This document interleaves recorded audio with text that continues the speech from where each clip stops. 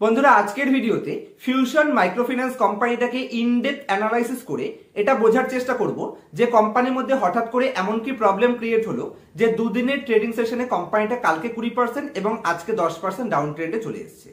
আর এই যে 30% ডাউনে এসছে এটা আসার পিছনে যে মূল রিজনটা আছে, দেখুন কিছু তো একটা রিজন রয়েছে যার কারণে কোম্পানিটা ডাউনে এসছে, সেটা হচ্ছে এনপিএ। সেটা আমি পরের পার্টে আপনার সাথে ডিসকাস করছি। তো এই এনপিএ ডাউনে আসার কারণে কোম্পানি দুদিনে 30% ডিসকাউন্টে এসছে। এইটা কাদের জন্য অপরচুনিটি আর এটা কাদের জন্য রিস্কি? দেখুন যে কোনো কোম্পানি ডাউনে আসলেই কিন্তু অপরচুনিটি ক্রিয়েট হয় না। এই যে প্রবলেমটার জন্য কোম্পানি ডাউনে এসছে, এই প্রবলেমটা থেকে কোম্পানি কতদিন লাগবে এখান থেকে রিকভারি করতে, সেটা সব থেকে ইম্পর্টেন্ট। কারণ যদি কোম্পানিতে আজকে ইনভেস্ট করে আপনি কালকেই রিটার্নের চেষ্টা করেন তাহলে কিন্তু হবে না। কারণ কোম্পানিটা যেই হিসেবে অপরচুনিটি দিয়েছে সেই পয়েন্টসটা সব থেকে ইম্পর্টেন্ট, যে এই পয়েন্টসটা রিকভারি করে প্রিভিয়াস লেভেলে যেতে কোম্পানির কতটা টাইম লাগতে পারে, যেটা কোম্পানির হিস্ট্রির ট্র্যাক রেকর্ড দেখলে আপনি ইজিলি বুঝতে পারবেন। তো সেই সমস্ত পয়েন্টসগুলো আমি আপনার সাথে প্রেজেন্ট করার চেষ্টা করব। যেই পয়েন্টসের জন্য আমি পরশুদিনকার ইনস্টাগ্রামে পোস্ট করেছিলাম, পার্সোনাল ফেসবুক পেজেও পোস্ট করেছিলাম এবং পার্সোনাল হোয়াটসঅ্যাপে পোস্ট করেছিলাম যে ফিউশন মাইক্রোফিন্যান্স কোম্পানিটায় একটা great value buying opportunity create হয়েছে। যদি আমাকে ইনস্টাগ্রামে অথবা ফেসবুকে ফলো না করে থাকেন, অবশ্যই ফেসবুক পেজের লিংক ডেসক্রিপশনে পেয়ে যাবেন, ইনস্টাগ্রামের পেজের লিংক ডেসক্রিপশনে পেয়ে যাবেন। আমাকে ফলো করে নেবেন, তাহলে এই ধরনের কোম্পানিগুলো আপনার থেকে হাতছাড়া হবে না এবং ডিটেল ভিডিও হয়তো দুদিন পরে আসতে পারে। সেই মুহূর্তে কোম্পানিটার মধ্যে কোনো বড়সড় প্রবলেম আছে কিনা সেই রিলেটেড যত ইনকোয়ারিজ সমস্ত পয়েন্টসগুলো আপনারা হোয়াটসঅ্যাপ পেজের মধ্যে ফেসবুক পেজে আর কি পেয়ে যাবেন।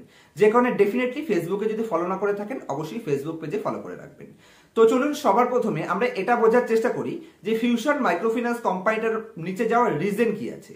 দেখুন ব্যাংকিং কোম্পানির ক্ষেত্রে সব থেকে ইম্পর্টেন্ট রেশিও হচ্ছে NPA ratio, non performing asset. মানে কোনো ব্যাংক, আমি ধরুন ব্যাংকের থেকে ঋণ নিয়েছি 100 টাকা, এবার আমি যদি 90 দিনের মধ্যে টাকাটা পে না করি, ইএমআই পে না করি, তাহলে 90 দিন পর সেই ব্যাংকে এটা যে টাকাটা আমি পে করিনি সেই টাকাটা কিন্তু এনপিএ হিসেবে দেখাতে হবে। আর যতটা আপনি এনপিএ দেখাবেন ততটা রিজার্ভ ব্যাংকে আপনাকে প্রভিশন করতে হবে। যে কারণে আপনার এনপিএ যদি বেড়ে যায় তাহলে কিন্তু আপনার নেট প্রফিটে এফেক্ট আসবে। এই কোম্পানিতেও সেম জিনিস তৈরি হয়েছে।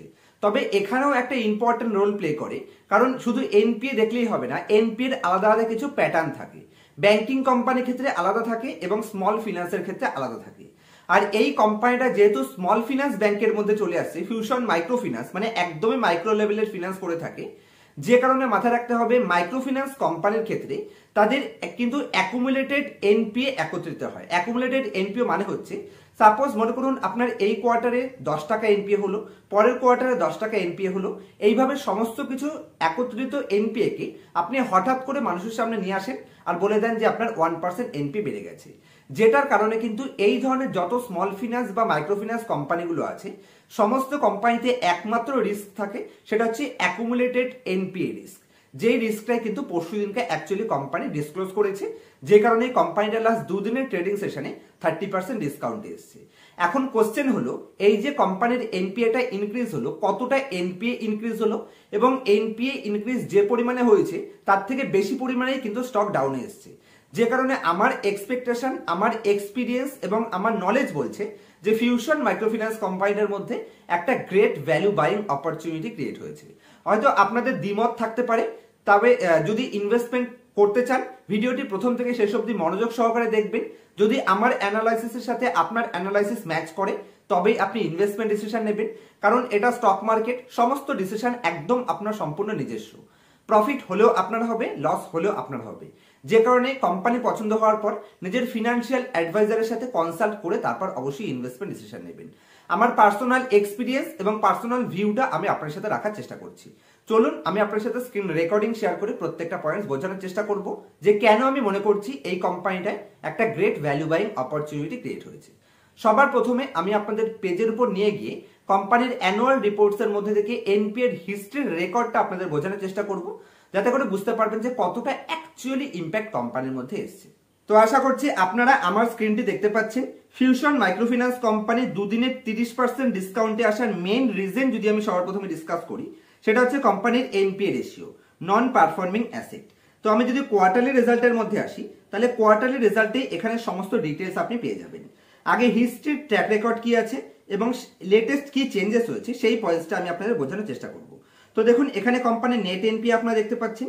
নেট এনপিএ যদি আপনি ফলো করেন তাহলে কোম্পানির এখানে 1.12% নেট এনপিএ কবে ছিল? সেপ্টেম্বর 2022। সেপ্টেম্বর 2022-এ কোম্পানি 1.12% এনপিএ ছিল। সেখান থেকে কোম্পানি কিন্তু কন্টিনিউ রিডিউস করতে করতে এটাকে 0.77%-এ এনপিএ নিয়ে এসেছিল, নেট এনপিএ। সব থেকে important net NPA, gross NPA কে আমি এখানে ভ্যালু দিচ্ছি না। তো 0.77 থেকে এখন কতটা নেট এনপিএ এসছে, যদি এখানে তো এনপিএ দেওয়া নেই কারণ এখানে ইপিএস পর্যন্তই লাস্ট দেওয়া রয়েছে। আমি যদি কোম্পানির এনপিএ জানার জন্য পিডিএফ ফাইলের ভিতর ঢুকি, তাহলে পিডিএফ ফাইলে আমি ঢুকলাম, এখানে পিডিএফ ফাইল ভিউ করলাম। এখানে যেহেতু এনপিএ বিভিন্ন জায়গায় থাকতে পারে, কোথায় আছে আমি জানি না, আমি এখানে সার্চ করছি নেট এনপিএ। তো এখানে এনপিএ দিয়ে যদি আমি সার্চ করি, এখানে এনপিএ দিয়ে দিয়েছে। এনপিএ কোম্পানির কত আছে এখানে আপনারা ইজিলি দেখতে পাচ্ছেন। কোম্পানির নেট এনপিএ রয়েছে 1.25%। আর এবার যদি আমি আবার ব্যাকে যাই তাহলে কোম্পানির প্রিভিয়াস কোয়ার্টারে কত এনপিএ ছিল সেটার সাথে কতটা চেঞ্জেস হয়েছে। প্রিভিয়াস কোয়ার্টারে কোম্পানির 0.7% নেট এনপিএ ছিল, সেখান থেকে ইনক্রিজ হয়েছে 1.25%-এ গেছে। তো ডেফিনেটলি এটা নেগেটিভ সাইন। কিন্তু মাথা রাখতে হবে এর আগেও কিন্তু এই কোম্পানির 1.12% এনপিএতে গেছিল, নেট এনপিএতে। তো সেখান থেকে কিন্তু কোম্পানির সবকিছু রিকভারি করে 0.77%-এ নিয়ে এসছে। তাহলে কোম্পানির হিস্ট্রির ট্র্যাক রেকর্ড বলছে যে 1.25%-এর আশেপাশেও যদি কোম্পানির নেট এনপিএ থাকে, সেখান থেকে কোম্পানি ইজিলি রিকভারি করার মতন ক্ষমতা কোম্পানির মধ্যে রয়েছে। আর শেয়ার প্রাইস ডাউনে যাওয়ার মেইন রিজন যদি আমি বলি, তাহলে কোম্পানি যদি আমি হিস্ট্রির ট্র্যাক রেকর্ড দেখি, কন্টিনিউয়াসলি কোম্পানি তার নেট প্রফিটকে ইনক্রিজ করছিল এবং বিশাল বড় এনপিএ হয়ে যাওয়ার কারণে দেখুন কোম্পানির 120 কোটি নেট প্রফিট থেকে সেটা ডাউনে এসে এবার negative net profit company post করেছে। আর মাত্র 36 কোটি টাকায় নেগেটিভ নেট প্রফিট পোস্ট হয়েছে। আমি যদি কোম্পানির প্রফিট অ্যান্ড লসের মধ্যে আসি, কোম্পানির হিস্ট্রির ট্র্যাক রেকর্ড কি আছে, যদি আমি কোম্পানির নেট প্রফিটে আসি, হিস্ট্রিতে 2018-তেও কিন্তু কোম্পানি সেম প্রবলেমে পড়েছে, যে কারণে কোম্পানি এখানেও 39 কোটি টাকার নেগেটিভ নেট প্রফিট পোস্ট করেছিল। সেখান থেকে কোম্পানি পজিটিভে ঢুকেছে এবং ব্যাক টু ব্যাক কোম্পানি দেখতে পারেন এখানে 2019 থেকে শুরু করে 2024 পর্যন্ত কন্টিনিউয়াসলি কিন্তু কোম্পানি তার নেট প্রফিটকে ইনক্রিজ করেছিল। লেটেস্ট কোয়ার্টারে কিন্তু ডাউনে আসার কারণে এখানে কোম্পানি অনেকটা ডাউনে গেছে। তো হিস্ট্রির ট্র্যাক রেকর্ড অনুযায়ী কোম্পানির এই 1.25% যে লেটেস্ট নেট এনপিএ রয়েছে সেটাকে রিকভারি করার পোটেনশিয়াল কিন্তু কোম্পানির মধ্যে রয়েছে। এবার কোম্পানির এনপিএটা তো আপনাদের দেখালাম, বিজনেসের মধ্যে আর কি কি চেঞ্জেস হয়েছে এবং এই এনপিএটা যে হয়েছে সেটার জন্য কোম্পানি কি কি স্টেপ নিয়েছে সেটাও খুব ইম্পর্টেন্ট রোল প্লে করে। যেটা বোঝানোর জন্য আমি আপনাদের কয়েকটা কোম্পানির ইম্পর্টেন্ট ডেটার মধ্যে নিয়ে যাচ্ছি। তো যদি আমি সবার প্রথমে কোম্পানির লাস্ট 14 বছরের হিস্ট্রি ট্র্যাক রেকর্ডের কিছু ইম্পর্টেন্ট পয়েন্টস আপনাদের দেখাই, তাহলে কোম্পানি 2022-এ কিন্তু লেটেস্ট আইপিও এসেছিল এবং আইপিও আসার পরের থেকে কোম্পানি কন্টিনিউয়াসলি ডিসকাউন্টে এসেছে। কিন্তু যদি আপনি কোম্পানির লাস্ট 5 বছরের AUM গ্রোথ দেখি, তাহলে কোম্পানির সুপার ডুপার ইন্ডাস্ট্রির হাইয়েস্ট লেভেল 34% লাস্ট 5 বছরে কোম্পানি তার AUM অ্যাসেট আন্ডার ম্যানেজমেন্টকে ইনক্রিজ করেছে। যদি আপনি কোম্পানির ক্লায়েন্ট গ্রোথ দেখেন, তাহলে কোম্পানির লাস্ট 5 বছরে 20% ক্লায়েন্ট গ্রোথ ইনক্রিজ করেছে, এটাও পজিটিভ সাইন। এবং এই ধরনের মাইক্রোফিন্যান্স কোম্পানির ক্ষেত্রে তাদের রেটিংসটাও ইম্পর্টেন্ট রোল প্লে করে, কারণ বড়োয়াররা আপনাকে কিভাবে ভরসা করবে। তো সেক্ষেত্রেও কোম্পানির রেটিংও কিন্তু ফার্স্ট ক্লাস রয়েছে। এখানে কোম্পানি দেখতে পাচ্ছেন 5 বছরের রেটিং যদি আপনি দেখেন তাহলে A+ স্টেবল রেটিং কিন্তু কোম্পানির কাছে আছে। নেক্সট পয়েন্টে যদি আমি কোম্পানির প্রেজেন্সের কথা বলি, কোম্পানি এখানে সব দিক থেকে কিন্তু পজিটিভ সাইন প্রোভাইড করছে। কোম্পানি যদি আপনি এখানে Q1 FY25 এর সাথে এখানে FY10 থেকে 15 দেখেন, মানে কন্টিনিউ হিস্ট্রি ট্র্যাক রেকর্ড যদি আপনি দেখেন, যেখানে কিছু বছর আগেও কোম্পানি মাত্র 5টা স্টেট থেকে কাজ করত, সেখানে আজকে কোম্পানি 22টা স্টেট থেকে কাজ করছে, পজিটিভ সাইন। নেক্সট পয়েন্টে যদি আমি কোম্পানির ডিস্ট্রিক্টে দেখি, তাহলে কোম্পানি 38টা ডিস্ট্রিক্ট থেকে যেখানে কাজ করতো, লেটেস্ট কত কোম্পানি এখানে 470টা ডিস্ট্রিক্ট থেকে কাজ করছে। কোম্পানি যদি আপনি ব্রাঞ্চেস দেখেন, কোম্পানির ব্রাঞ্চেস যেখানে মাত্র 75টা ব্রাঞ্চেস ছিল, সেখান থেকে কোম্পানি আজকে 1398 খারাপ ব্রাঞ্চেসের সাথে কাজ করছে। কোম্পানির AUM যদি আপনি দেখেন, অ্যাসেট আন্ডার ম্যানেজমেন্ট, যেখানে একটা সময় কোম্পানি মাত্র 295 কোটি টাকা AUM ছিল, সেখান থেকে হিউজ পরিমাণে ইমপ্রুভ করে কোম্পানি 12,193 AUM এ পৌঁছে গেছে। নেক্সট পয়েন্টে যদি আমি কোম্পানির কিছু কি স্ট্রেংথের কথা বলি, তাহলে কোম্পানির AUM এবং ডিসবার্সমেন্ট যদি আপনি দেখেন, কোয়ার্টার অন কোয়ার্টারও পজিটিভ সাইন আছে এবং ইয়ার অন ইয়ারও কিন্তু কোম্পানির পজিটিভ সাইন আছে। যদি আমি সর্বপ্রথমে কোম্পানির ইয়ার অন ইয়ারের হিস্ট্রি ট্র্যাক রেকর্ড দেখাই, তাই দেখুন কোম্পানির AUM মানে অ্যাসেট আন্ডার ম্যানেজমেন্ট যেখানে 2020-তে মাত্র 3,607 কোটি ছিল, সেখান থেকে লেটেস্ট যদি আপনি দেখেন তাহলে FY24-এ 11,476 কোটিতে নিয়ে গেছে। টোটাল যদি আপনি এই লাস্ট 6 বছরের কোম্পানির গ্রোথ দেখেন 5 বছরের, তাহলে কোম্পানি তার AUM কে 33.5% CAGR compounded annual growth rate হিসেবে ইনক্রিজ করেছে, যেটা খুবই ফার্স্ট ক্লাস। এবং এত বড় যখন আপনি গ্রোথ দেখাচ্ছেন তখন আপনার কিছু তো অ্যাকুমুলেটেড NPA থাকবে, সেটাই অ্যাকচুয়ালি রিফ্লেক্টার এখানে কোম্পানি করেছে লেটেস্ট কোয়ার্টারের রেজাল্টে, যে কারণে কোম্পানি তার শেয়ার প্রাইসে একটা বাম্পার লেভেল ডিসকাউন্ট আমরা দেখতে পেয়েছি। তবে যেহেতু অলমোস্ট কোম্পানি বাম্পার লেভেল ডিসকাউন্টে চলে এসছে, তার টপের থেকে অলমোস্ট 50%-এর বেশি ডিসকাউন্টে এসছে, সে কারণে ডেফিনেটলি কোম্পানির মধ্যে অপরচুনিটি ক্রিয়েট হয়েছে। কারণ সিম্পল পয়েন্টস কিভাবে বিজনেস করতে হবে সেটা কিন্তু কোম্পানির কাছে ক্লিয়ার রয়েছে। কারণ কোম্পানি তার AUM কে বাম্পার লেভেল ইনক্রিজ করেছে, লাস্ট 5 বছরে 4 গুণের আশেপাশে ইনক্রিজ করেছে। এমনকি যদি আপনি কোয়ার্টার অন কোয়ার্টার বেসিসেও দেখেন, তাহলে যেখানে FY24-এর ফার্স্ট কোয়ার্টারে যদি আপনি দেখেন 9,712 কোটি কোম্পানির AUM মানে অ্যাসেট আন্ডার ম্যানেজমেন্ট ছিল, সেখান থেকেও কিন্তু কোম্পানি 25% ইনক্রিজ করে 12,193 কোটি কোম্পানি তার AUM করেছে কোয়ার্টার অন কোয়ার্টার বেসিসে। যদি আপনি কোম্পানির ডিসবার্সমেন্ট দেখেন, এখানেও কিন্তু কোয়ার্টার অন কোয়ার্টার বা ইয়ার অন ইয়ার দুদিক থেকে পজিটিভ সাইন আছে। কোয়ার্টার অন কোয়ার্টারে কোম্পানি 2,285 কোটি থেকে সেটাকে ইনক্রিজ করে 2,987 কোটিতে নিয়ে গেছে। 30% কোয়ার্টার অন কোয়ার্টার কোম্পানি তার ডিসবার্সমেন্টকে ইনক্রিজ করেছে। যদি আপনি কোম্পানির ইয়ার অন ইয়ার বেসিসে গ্রোথ দেখেন, তাহলেও কিন্তু কোম্পানির ডিসবার্সমেন্টকে এখানে 3 গুণের বেশি ইনক্রিজ করেছে, যেটা FY20-তে কোম্পানির 3,574 কোটি ডিসবার্সমেন্ট ছিল, সেটাকে কোম্পানির 30% ইনক্রিজ করে লাস্ট 5 বছরে কম্পাউন্ডেড হিসেবে 30% গ্রোথ করে 10,294-তে নিয়ে গেছে। তো এত বড় গ্রোথ করার জন্য কিছু তো NPA আপনাকে নিতেই হবে। তো সেক্ষেত্রে অবশ্যই প্রত্যেকটা ইনভেস্টরের মাথা রাখা উচিত, যখন আপনি মাইক্রো ফিন্যান্স বা স্মল ফিন্যান্সে যাচ্ছেন, যদি সেই কোম্পানি হোম লোনের উপর বড় এক্সপোজার না রাখে বা গোল্ড লোনের উপর বড় এক্সপোজার না রাখে, তার ক্ষেত্রে একটু কিছুটা অ্যাকুমুলেটেড NPA তো থাকবেই, আর সেটা নেওয়ার জন্য আপনাকে তৈরি থাকতেই হবে। আর আমরা এটুকুর জন্য তৈরি ছিলাম, যে কারণে কোম্পানির 30% ডিসকাউন্টে এসছে। এটা আমার জন্য ভ্যালু বাইং অপরচুনিটি বলেই আমি মনে করি। চলুন এবার কোম্পানির কি স্ট্রেংথের আরো কিছু ইম্পর্টেন্ট পয়েন্টস আপনাদের দেখায় যে কোম্পানি কতটা রিস্ক নিচ্ছে। অ্যাকচুয়ালি কোম্পানি একদমই ছোট সাইজের লোন প্রোভাইড করে। যদি আমি কোম্পানির অ্যাভারেজ লোন সাইজ দেখি, তাহলে কোম্পানির অ্যাভারেজ টিকিট সাইজ দেখুন, এটা কিন্তু 1000 রয়েছে। তো এখানে 42,000 থেকে কোম্পানি 46,000 করেছে, কারণ ইনফ্লেশন হাই হয়ে যাওয়ার কারণে 42,000-এর ভ্যালুটাই কিন্তু আজকে 46,000-এর আশেপাশে আছে, যে কারণে কোম্পানি অ্যাভারেজ টিকিট সাইজকে কিন্তু মেনটেন করছে। কিন্তু যদি আপনি কোম্পানির ইয়ার অন ইয়ার বেসিসে বা কোম্পানির কোয়ার্টার অন কোয়ার্টার বেসিসে অ্যাক্টিভ বড়োয়ার দেখেন, এখানে কিন্তু কোম্পানি পজিটিভ সাইন দেখাচ্ছে। কোম্পানির অ্যাক্টিভ বড়োয়ার দেখুন, এখানে 36 লক্ষ থেকে ইনক্রিজ করে 39 লক্ষ করেছে, 8% ইনক্রিজ করেছে। তো আপনি টিকিট সাইজ কিন্তু একই রেখেছেন, এমন নয় যে আপনি টিকিট সাইজ ইনক্রিজ করে আপনি বড়োয়ার অ্যাক্টিভ করেছেন, যেটা কিন্তু নয়। টিকিট সাইজ অ্যাভারেজ লেভেলে রেখেই কিন্তু কোম্পানি তার বড়োয়ারকে ইনক্রিজ করছে, এটা পজিটিভ সাইন।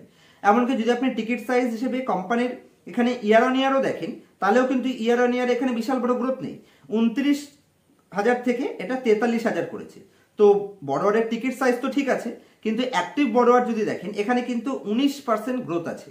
কোম্পানির বড়োয়ার যদি আপনি গ্রোথ দেখেন অ্যাক্টিভ বড়োয়ার, তাহলে 18.7% থেকে সেটাকে কোম্পানি 38-এ নিয়ে এসছে, সরি 18,70,000 থেকে কোম্পানি 36,60,000-এ নিয়ে এসছে। তো এখানেও পজিটিভ সাইন। আপনি ইয়ার অন ইয়ার দেখেন বা কোয়ার্টার অন কোয়ার্টার দেখেন, দুদিক থেকে কিন্তু কোম্পানি স্টেবল বিজনেস করছে, সেই সাইনটাই আমি এখানে পাচ্ছি।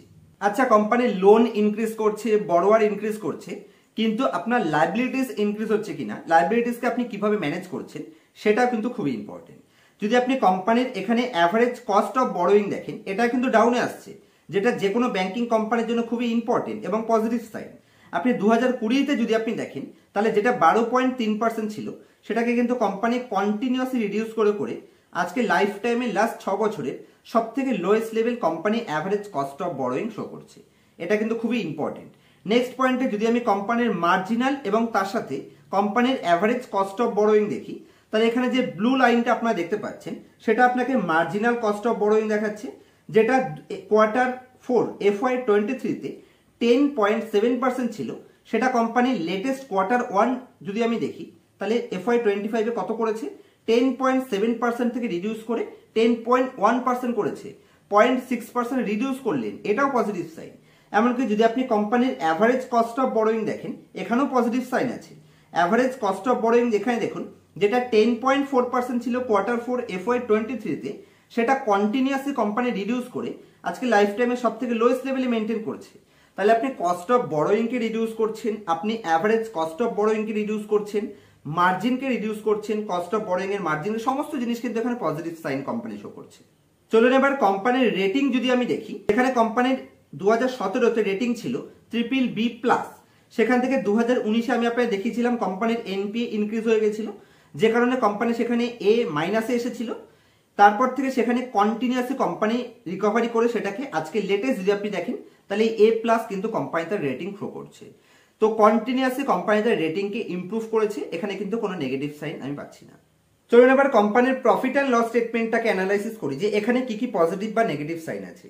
তো সবার প্রথমে যদি আমি কোম্পানির ইন্টারেস্ট ইনকামের কথা বলি, তাহলে কোম্পানির interest income year on year বেসিসে 29.7% ইনক্রিজ হয়েছে, এটা positive sign. Quarter on quarter বেসিসে যদি আপনি দেখেন তাহলে এখানে 7.85% আপ ট্রেন্ডে গেছে, এটাও পজিটিভ সাইন। যদি আপনি কোম্পানির আদার রেভিনিউ ফ্রম অপারেশন দেখেন তাহলে এখানেও কিন্তু কোম্পানি 29% ইনক্রিজ করেছে, যেটা positive sign. Quarter on quarter বেসিসেও কিন্তু ইমপ্রুভমেন্ট আছে 0.55%।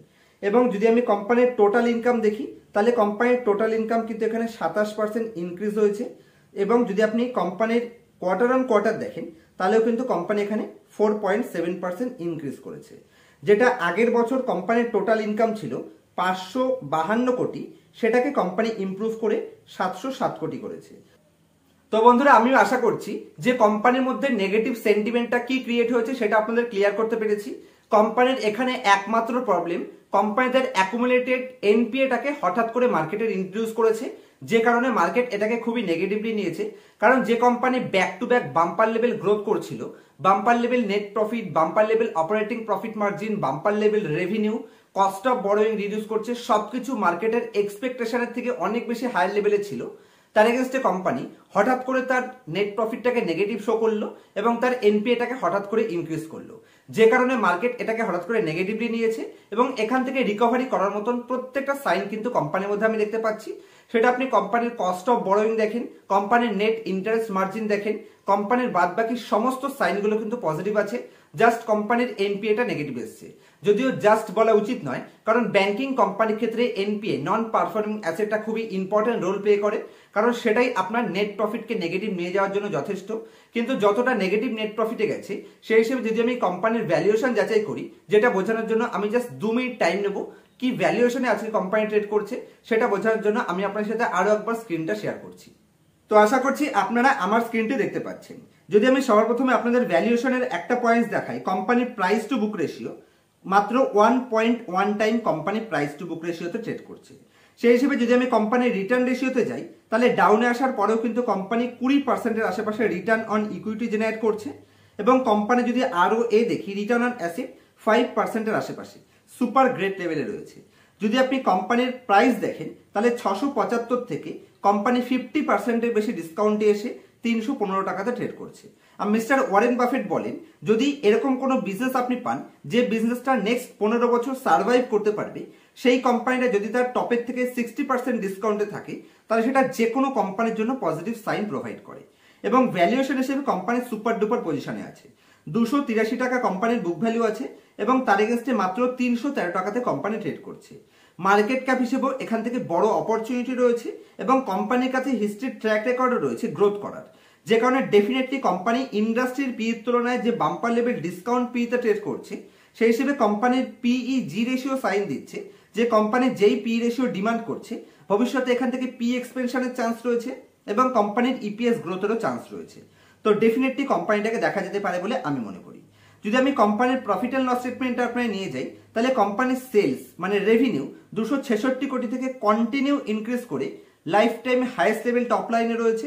যদি আপনি কোম্পানির বটম লাইন দেখেন তাহলে লেটেস্ট ইয়ারেও কিন্তু কোম্পানি তার লাইফ টাইমে সব থেকে হাইয়েস্ট পোস্ট করেছিল এবং কন্টিনিউয়াসলি বাম্পার লেভেল অ্যাপ্রিসিয়েশন কোম্পানির ইপিএস আমরা দেখতে পেয়েছি। লেটেস্ট কোয়ার্টারে 505-এর থেকে যেহেতু ডাউনে এসছে নেগেটিভ নেট প্রফিটের কারণে, কোয়ার্টারের রেজাল্ট খারাপ এসছে, যে কারণে কোম্পানি এটা শো করছে। যদি আপনি কোম্পানির রিটার্ন রেশিও দেখেন, মানে রিটার্ন দেখেন সিএজিআর হিসেবে স্টক প্রাইসের রিটার্ন, তাহলে নেগেটিভ 48% এক বছর রিটার্ন দিয়েছে। লাস্ট 10 বছরে 36% কম্পাউন্ডেড সেলস গ্রোথ রয়েছে এবং 58% কম্পাউন্ডেড প্রফিট গ্রোথ রয়েছে। Return on equity continuously increase হচ্ছে। আমি যদি একবার শেয়ার হোল্ডিং এর মধ্যে যাই, শেয়ার হোল্ডিং এ এখানে কি চেঞ্জেস হয়েছে, তো লেটেস্ট কোয়ার্টারে যদি আমি শেয়ার হোল্ডারে যাই, রিটেল পাবলিকের কাছে 12% থেকে 15% স্টেক এসছে, মানে 3% রিটেল পাবলিক কিনেছে। কিন্তু এখানে এফআইআই ডিআই তাদের স্টেককে ধরে বসে আছে। ডিআই 23% স্টেক ছিল, আজও 22.7% আছে, মানে এফআইআই যে এখানে সামান্য কিছুটা স্টেক বিক্রি করেছে সেই স্টেকটাই রিটেল পাবলিকের কাছে এসছে। এবং রিটেল পাবলিকের কাছেও যদি আপনি নাম্বার অফ শেয়ার হোল্ডার দেখেন তাহলে একদমই ছোট রয়েছে, মাত্র 56,000 থেকে 61,000 রিটেল ইনভেস্টর রয়েছে। তো ডেফিনেটলি আমি মনে করি যে এখানে একটা বাম্পার লেভেল অপরচুনিটি রয়েছে এবং এটাকে দেখা যেতে পারে, কারণ কোম্পানির ভ্যালুয়েশন সব থেকে ইম্পর্টেন্ট রোল প্লে করে। কারণ সবসময় মাথায় রাখবেন ভাঙা লোহারও কিন্তু একটা সঠিক ভ্যালুয়েশন আছে, আর এটা তো একবারে ফার্স্ট ক্লাস লোহা, মানে একদম চকচকে লোহা। যে কোম্পানির হিস্ট্রির ট্র্যাক রেকর্ড সুপার ডুপার রয়েছে, 30% কোম্পানি তার কম্পাউন্ডেড সেলস গ্রোথ ইনক্রিজ করেছে, কোম্পানি 49% তার বটম লাইন ইনক্রিজ করেছে, কোম্পানির কস্ট অফ বড়োইং লাইফ টাইমে লোয়েস্ট লেভেলে আছে, জাস্ট এনপিএটা ইনক্রিজ হয়েছে বলে কোম্পানির মধ্যে নেগেটিভ সাইন, আর 30% ডাউনে আসার মতো নেগেটিভ সাইন কোম্পানির মধ্যে নেই, কারণ কোম্পানি হিস্ট্রিতেও 1.2% এনপিএ তে গিয়ে সেখান থেকে সব রিকভারি করে দেখিয়েছে। তো ডেফিনেটলি যে কোম্পানির হিস্ট্রির ট্র্যাক রেকর্ড রয়েছে সেই কোম্পানির সাথে ডেফিনেটলি যাওয়া যায়। তবে মাথায় রাখবেন মিনিমাম 1 বছর থেকে 1.5 বছর টাইম যদি আপনি দিতে পারেন, কারণ মার্কেট একদম টপে রয়েছে, সেই হিসেবে কোম্পানির ভ্যালুয়েশন সস্তা। যেখানে মার্কেট যদি ডাউনে আসে তাহলে কোম্পানির ডাউনসাইড রিস্ক কম, কিন্তু মার্কেট উপরে গেলেও কোম্পানির আপসাইড যেতে একটু টাইম লাগবে, কারণ কোম্পানির এখানে এনপিএ রিডিউস করতে হবে, আর এনপিএ রিডিউস করতে হবে তার এগেইনস্টে কোম্পানি তার অতীতে যে তুলনায় গ্রোথ করেছিল সেই গ্রোথটার উপরে কিন্তু সামান্য নেগেটিভ ইম্প্যাক্ট ভবিষ্যতে আসলেও আসতে পারে। তো ডেফিনেটলি যদি 1.5-2 বছর হোল্ড করতে পারেন, এখান থেকে বাম্পার লেভেল অপরচুনিটি আছে, সমস্ত পয়েন্টসগুলোকে কোম্পানি রিকভারি করে দেবে, ততটা পটেনশিয়াল তো বিজনেসের মধ্যে আমি ইজিলি দেখতে পাচ্ছি। তো আমার অ্যানালাইসিস এখানে শেষ করছি। যদি এই কোম্পানির রিলেটেড কোনো ধরনের কোয়ারিজ থাকে আমাকে নির্দ্বিধায় কমেন্ট করবেন, আমি প্রত্যেকটা কমেন্ট পড়ি এবং প্রত্যেকটা কমেন্টের আমার তরফ থেকে বেস্ট রিপ্লাই দেওয়ার চেষ্টা করি। আর একটা পয়েন্টস, এই কোম্পানিটা পছন্দ হলেও মাথায় রাখবেন অ্যাভারেজ করতে করতে যাতে এরকম না করেন যে একটা কোম্পানিতে আপনার 5%-এর বেশি অ্যালোকেশন হয়ে যায়। যেহেতু small cap company microfinance banking business করে, যেখানে আপনার টোটাল ইকুইটি ক্যাপিটালের 4%-এর বেশি এই কোম্পানিতে কোনো মতে অ্যালোকেশন দেওয়া যাবে না। ভালো করে মাথায় রাখবেন, লং টার্ম টাইম হরাইজন ধরুন, আমি বলতে পারি কোম্পানি এখান থেকে বাম্পার লেভেল অপরচুনিটি রয়েছে। দেখা হচ্ছে নেক্সট ভিডিওতে কোনো ইনফরমেটিভ টপিকের সাথে। আমার কাছ থেকে পার্সোনাল ক্লাসে যদি আপনি ক্লাস করতে চান, ফান্ডামেন্টালের বেসিক থেকে অ্যাডভান্স অ্যানালাইসিস ইনডেপথ শিখতে চান, তাহলে আমার সাথে কন্ট্যাক্ট করতে পারেন। ডেসক্রিপশনে মোবাইল নাম্বার পেয়ে যাবেন এবং স্ক্রিনের উপর আমার মোবাইল নাম্বার দেখতে পাচ্ছেন। দেখা হচ্ছে নেক্সট ভিডিওতে কোনো ইনফরমেটিভ টপিকের সাথে। ততক্ষণ পর্যন্ত হ্যাপি ইনভেস্টিং, হ্যাপি ট্রেডিং।